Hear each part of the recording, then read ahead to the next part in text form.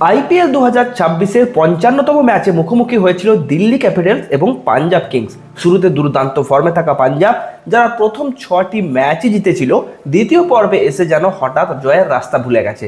দিল্লির কাছে হেরে পরপর 4টি হার, আর এর ফলে বড় ধাক্কা খেলো তাদের প্লে অফে ওঠার লড়াই। অন্যদিকে এই গুরুত্বপূর্ণ ম্যাচ জিতে আকসার প্যাটেলের দল নিজেদের আশা এখনো জিয়ে রাখলো। এই ম্যাচের পর পাঞ্জাব 11 ম্যাচে 13 পয়েন্টেই রইল, দিল্লি উঠে এলো পয়েন্ট টেবিলের 7 নম্বর স্থানে, আর কলকাতা নেমে গেছে 8 নম্বর স্থানে। এবং সব থেকে বড় খবর, অলরেডি দুটো টিম অফিসিয়ালি আইপিএল 2026 থেকে এলিমিনেট হয়ে গেছে। তাই আজকের এই ভিডিওতে আমরা দেখব আইপিএল 2026-এর latest updated point table, deeply analyse করব কোন দল এগিয়ে কোন দল পিছিয়ে, আর এখন কাদের ডু অর ডাই পরিস্থিতি হয়ে আছে।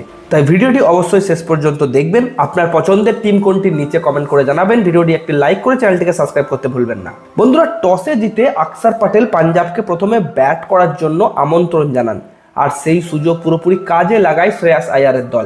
আগ্রাসী শুরু করেন দুই ওপেনার প্রিয়াংশ আরিয়া এবং পপসিংরম সিং। শুরু থেকেই বোলারদের ওপর চড়াও হয়ে রান তুলতে থাকেন তারা। নির্ধারিত 20 ওভারে 5 উইকেটে 210 রান তোলে পাঞ্জাব সুপার কিংস। জবাবে 211 রান তাড়া করতে নেমে শুরুতেই চাপে পড়ে যায় দিল্লি।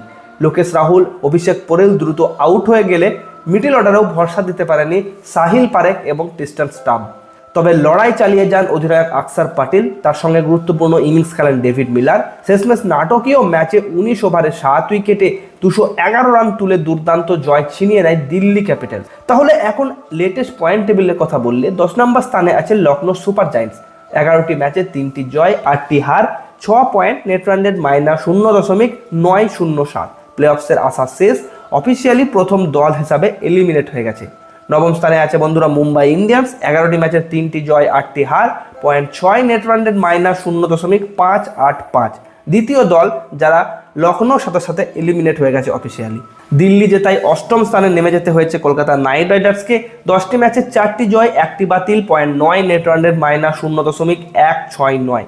বাকি 4টি ম্যাচের 4টি জিততে হবে কেকেআরকে। 3টি জিতলে তখন অন্য দল এবং নেট রান রেটের ওপর ভরসা করে থাকতে হবে। সপ্তম স্থানে উঠে এসেছে দিল্লি ক্যাপিটালস। 12 ম্যাচের 5টি জয়, 7টি হার, 10 পয়েন্ট, নেট রান রেট -0.993। এখনও গাণিতিকভাবে টিকে আছে, কিন্তু বাকি 2টি ম্যাচে 2টি জিতলেও 14 পয়েন্ট হবে, সেখান থেকে কোয়ালিফাই করা কঠিন। ষষ্ঠ স্থানে আছে রাজস্থান রয়্যালস। 11টি ম্যাচের 6টি জয়, 12 পয়েন্ট, নেট রান রেট +0.082। বাকি থাকা 3টি ম্যাচের 3টি জিততে হবে প্লে অফে কনফার্ম করতে গেলে। পঞ্চম স্থানে আছে বন্ধুরা চেন্নাই সুপার কিংস। 11টি ম্যাচের 6টি জয়, 5টি হার, 12 পয়েন্ট, নেট রান রেট +0.185। চেন্নাইকে প্লে অফসে যেতে গেলে বাকি 3টি ম্যাচের মধ্যে অন্তত 2টো জয় খুবই জরুরি।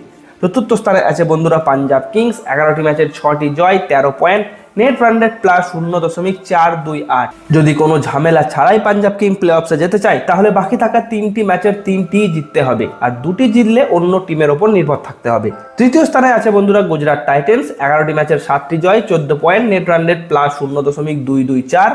1টি জয়ই প্লে অফের দরজা খুলে দেবে। দ্বিতীয় স্থানে আছে বন্ধুরা হায়দ্রাবাদের টিম। 11টি ম্যাচের 7টি জয়, 14 পয়েন্ট, নেট রান রেট +0.737। প্লে অফসে যেতে গেলে 2টি জয়ই যথেষ্ট। আর এই মুহূর্তে শীর্ষে রয়েছে বন্ধুরা রয়্যাল চ্যালেঞ্জার্স ব্যাঙ্গালোর। 11টি ম্যাচের 7টি জয়, 0.14, নেট রান রেট +1.103। প্লে অফসে যেতে গেলে আর বাকি 3টি ম্যাচের মাত্র 1টি জিতলেই কনফার্ম পৌঁছে যাবে। তাহলে বন্ধুরা হায়দ্রাবাদ এবং আরসিবি প্রায় প্লে অফসের জায়গা পাকা করে ফেলেছে। গুজরাট এবং পাঞ্জাব অনেকটাই ভালো পজিশনে রয়েছে। সবথেকে বেশি চাপে রয়েছে কলকাতা এবং রাজস্থানের টিম।